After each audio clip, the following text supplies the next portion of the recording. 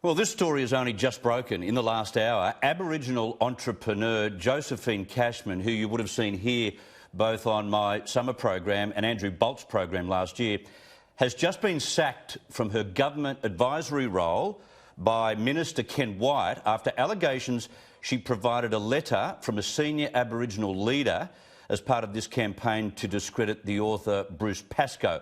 Now, Sky News Political Editor Andrew Clennell joins me now to discuss this and more. Andrew, thanks for coming in. This is not a case of Joe Cashman being put aside or sacked from this advisory role because of her pursuit of Bruce Pascoe, primarily. It was something specific, wasn't it? Yeah, I mean, it was the fact, I understand that, the allegations didn't stand to scrutiny, and therefore she's been stood aside. It put Peter Dutton in a pretty ordinary position because when he's faced with an allegation of someone supposedly obtaining financial benefit they shouldn't have, he hasn't got much option but to refer it off. So, as I understand it, talking to a couple of people tonight, it's not so much a Dutton-Wyatt problem here, but Wyatt feels that he has concerns over the fact he was blindsided over the complaint in the first place. It is only an advisory position. However, it would be a paid position. And I guess Josephine knew all the way through that the harder she pressed, the more likely it would be that Ken Wyatt would take her away from that board. So she complains about someone else getting a financial benefit and she loses a financial benefit. Yeah. Is that the... That's how it works. That's how it works in modern day. Now, I want to get to these elite private schools, which across both our major cities today, in Sydney and Melbourne, were the first to ask Chinese students and those who visited China to stay home in a bid to prevent an outbreak of coronavirus. It's a move which angered Education Minister Dan Tehan today, but late today, the New South Wales Education Department did a backflip with triple pike, and then on top of that, the Catholic schools have joined the pack as well. Correct me if I'm wrong, late yesterday, wasn't Brad Hazzard, the New South Wales Health Minister, saying there is no reason to set aside or segregate Chinese students who have been over to China? We don't recommend that is done. The private schools were saying, no, we want to do this, we think we should do this, and now he's done a backflip.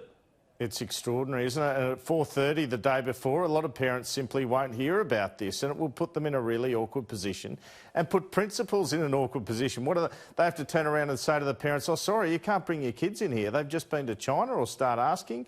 It would have been nice to have this sort of notice a couple of days out. And what's wrong with the extra cautious attitude that private schools had? I would have thought that was prudent. I mean, I know, young kids, how around the school playground, if something spreads around, it really spreads around. I mean, state ministers would be thinking we could have lost our jobs. The private schools would have been thinking they were open to massive lawsuits. That's what would have motivated them. We're talking about 14 days, not 2 months. I'm actually glad the state government's taken this action. Yeah. I'm pretty sure they had advice from Commonwealth health authorities for not going cautious early enough, though, because this has been a problem right around the country. All the states seem to have similar advices, and now New South Wales has changed theirs.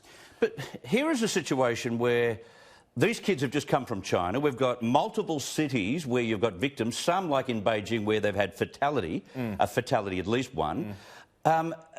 I don't see what the problem was. I hope it wasn't based on the fact that the health department were worried that by segregating Chinese students it was somehow going to cop a little bit of racial, pushback, because it's got nothing to do with race. It's about where you went on holidays. No, that's right. I mean, you're an Anglo-Saxon person in China, you shouldn't be allowed. I mean, exactly. And plenty of people would have holidayed there of that description. But this is where the public loses a little bit of faith and trust in the authorities that are running the show here. Well, I think so too, and I think it's because they always adhere, especially these medical officers or health departments, to guidelines, Well, you need some common sense outside guidelines. I mean, it's fair enough to have a few rules around the place, but common sense here said it's a serious enough thing that you have to act.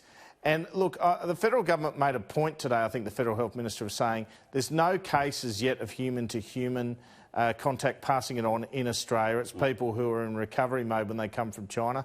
But why take the risk, Chris? Why take the risk? There's no reason why you should. Now, Bridget McKenzie, this is the weeping sore that continues to weep for the government. It's the gift that keeps on giving, as today we find out the Deputy Nationals leader had signed off on $1 million in grants to shooting clubs before receiving the results of that fake and phony $160,000 study into the economics and health and social benefits of shooting. It's just a con, mate. And the more it bleeds, the more it is unable for Scott Morrison to get any oxygen. There he was today at Blaney. He had something decent to tell farmers right around the country, and it's just been blown away by further developments on this thing. Well, he keeps saying it's because his head bureaucrat hasn't given him the report yet, but I can't believe that he couldn't have organised for the bureaucrats to work around the clock to make it happen. It does mystify me somewhat. Maybe, some people are saying his press club address tomorrow will be, completely ruined by this. But maybe he's thinking, if I deal with it afterwards, I can just say I'm waiting for the report and the issue goes away a bit tomorrow and he can talk about other things. But all of us kind of think that she's gone because of all the revelations against her, the fact that she's been proven to have administered her portfolio in a very loose manner. And I just can't see the point in bleeding on it. You need a bit of decisiveness. And today, as you reported earlier today, this killer email, which dobs them all in. Yeah. The Prime Minister doesn't need any more than that, surely.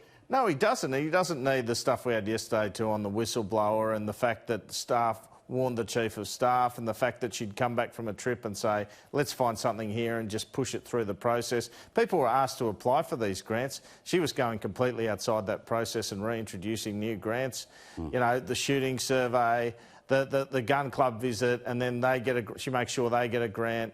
Enough's enough for Scott Morrison on this one, surely, and Michael McCormack, it has to be said. Yeah, exactly. Quick one before I let you go. Here's a topic we haven't tackled for a while, but New South Wales Deputy Premier John Barilaro has said he plans to campaign against the federal government if it tries to take control of the Murray-Darling management planning. Now, this is the Fed saying we're in charge of state rivers. Talk about cross boundaries.